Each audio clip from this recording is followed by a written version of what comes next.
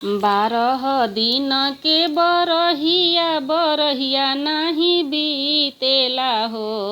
12 दिन के बरहिया बरहिया नाही बीतेला हो। ललना खिड़की के ओते पियवा झाँके देखत मोहिया लागेला हो।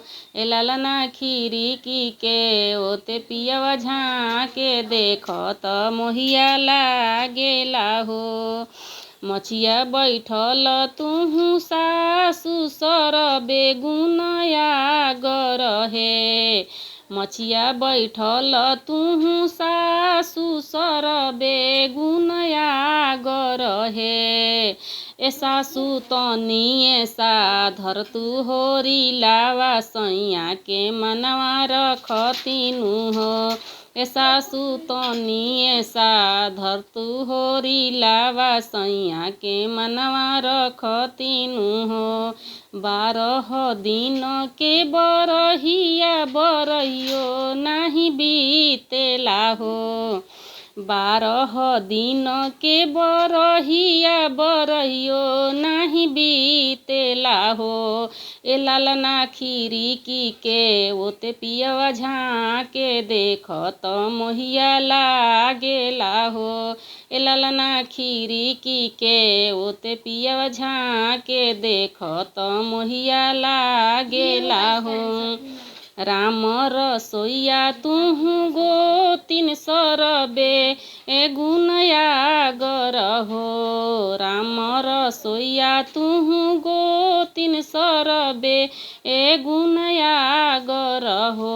ए गोतिन तनी ऐसा धरना होरी लावा सैया के मनवा राखबहे। ए गोतिन तनी ऐसा धरना होरी लावा सैया के मनवा राखबहे।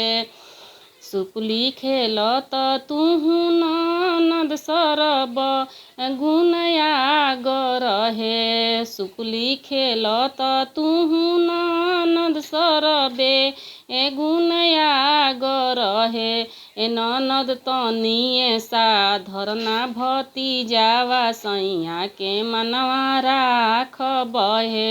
ए ननद तनी ऐसा धरना होरी लावा भैया के मनवा राखबहे। ए ननद तनी ऐसा धरना होरी लावा भैया के मनवा राखबहे। 12 दिन के बरहिया बरहियो नाही बीतेला हो। 12 दिन के बरहिया बरहियो नाही बीतेला हो। ए ललना खिड़की के ओते पियवा झाँके देखत मोहिया लागेला हो। ए ललना खिड़की के ओते पियवा झाँके देखत मोहिया लागेला हो।